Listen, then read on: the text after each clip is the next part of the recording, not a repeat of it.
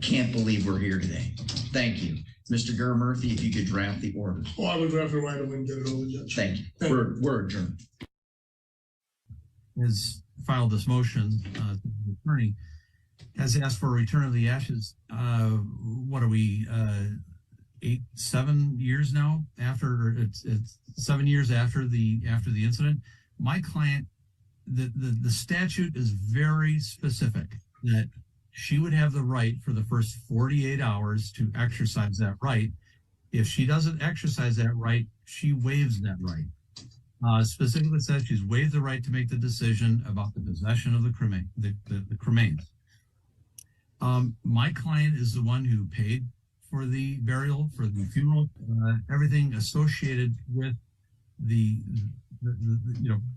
with Mr. Dumont's funeral expenses. She did not do anything, and for her to come at this point and to say and to argue this under a temporary motion, I mean, presumably we'd have a trial coming eventually, and then if the court wants to put this down for that, I would understand that. At the very least, if you want to do a temporary restraint or in relation to the ashes, that's fine too. But this is not the right forum. Right. And she's not even entitled to them in the first place. All right, let's go ahead and take some testimony. By the way, I don't think this is going to go very well for the defendant. Miss Marilyn, why don't you come on up? Please raise your right hand. Do you swear or affirm that the information and testimony you're about to provide will be the truth, the whole truth, nothing but the truth, ma'am? You may have a seat at the witness stand. Thank you. Mr. Gurmurthy, the court recognizes that this is the plaintiff. I'm sorry, defendant. Thank you. May continue. I'm sorry, I said it wrong earlier. Go ahead, sir. Thank you. Ma'am, would you state your full name for the record and spell your last name?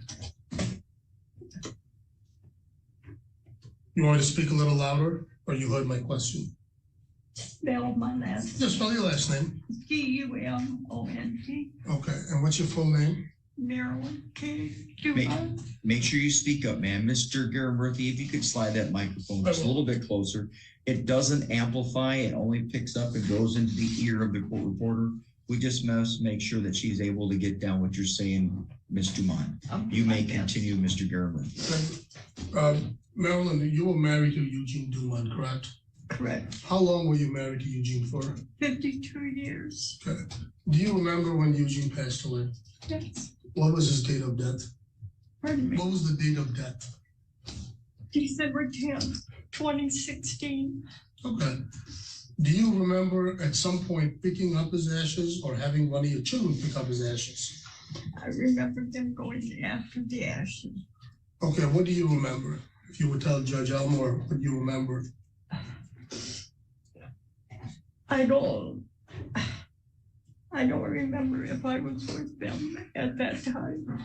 Make sure you speak up, ma'am. I know you're soft-spoken. I'm sorry. It's okay. I know it's emotional. All right. Never mind. She says she's got it. Just keep going ahead. I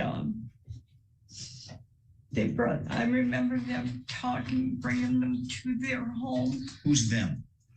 Richard and his wife, Shannon. Okay. And I was there and I talked to them. And I said, I cannot handle this right now. I'm sorry. It's okay, ma'am. Just keep going.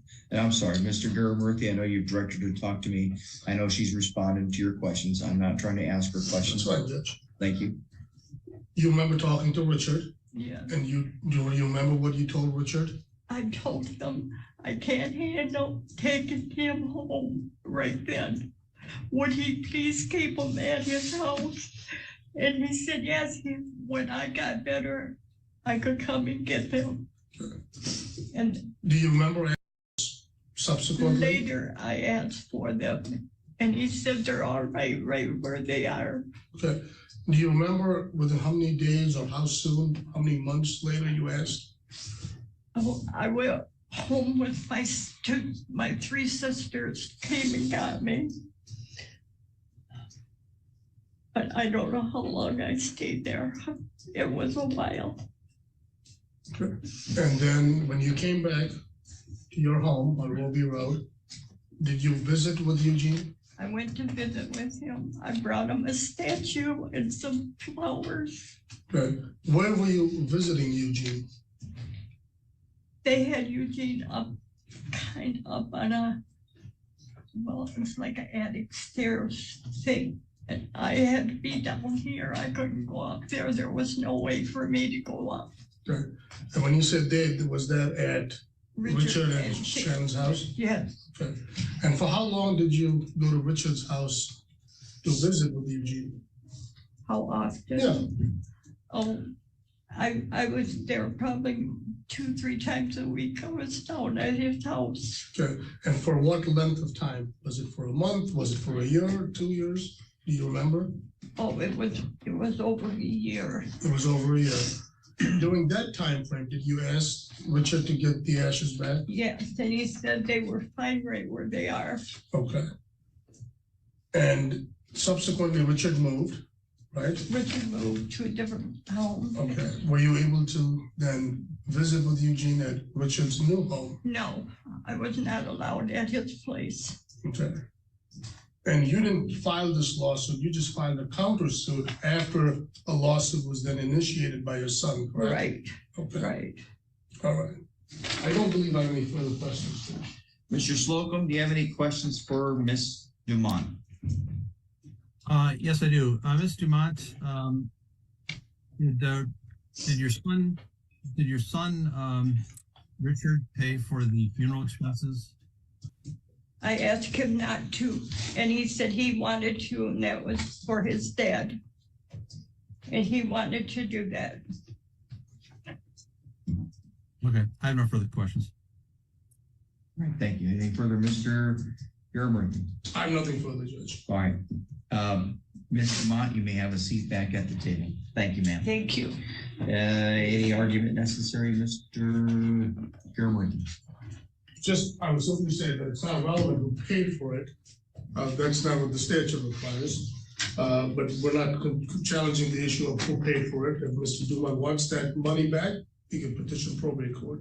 There's an avenue for that. The statute, again, as Mr. Slocum indicates, it doesn't say 48 hours. It simply says 72 hours to locate the next person who has priority. Everybody since 2016 knows who has priority.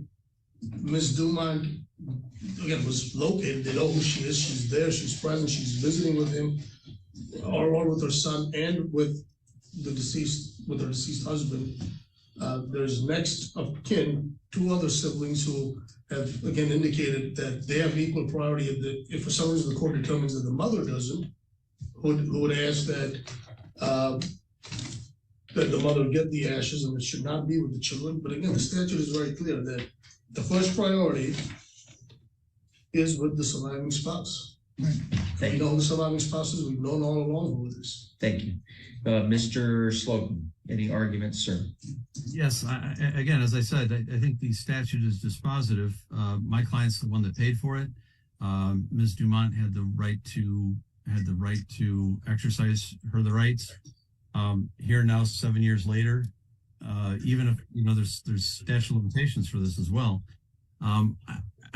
If the court were to follow the law, this is quite clear. My client's entitled to them. And I'm not saying that my client, has offered to give them half to work out something. Mr. Garrett-Murphy, coming forward for just a moment. Mr. Garrett-Murphy, I'm telling you that I have an addiction to my cell phone. I tend to scroll too much on it. Would you please hold on to my phone and take it back to the podium? Yes. Is that your cell phone? No. Whose phone is it? It's Judge Elmore's. Bingo. Ms. Dumont did not reject acceptance of them. She just merely asked for her son to hold on to them for a while, as I just did Mr. Garrett-Murphy. He doesn't own my phone, and I didn't give up ownership to the phone.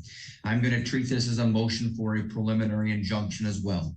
The court will grant the motion for the restraining order and will grant an injunction that directs the plaintiff, Mr. Richard Dumont, to give the ashes to his mom. Thank you. Judge, my only question is, can that be retrieved today? He has to give the ashes to her by 5 o'clock today. The order will also include that he is not to waste any, he's not to take any, he's not to divide them up, he's not to empty them, he's not to sprinkle them. She never gave up ownership of them. She entrusted her son to hold on to them. For a preliminary injunction, the court only has to look at the likelihood of success and potentially, the court finds that this is in favor of turning over the ashes to the wife. I can't believe we're here today. Thank you. Mr. Gurmurthy, if you could draft the order. Oh, I would draft it right away and get it over, Judge. Thank you. We're adjourned.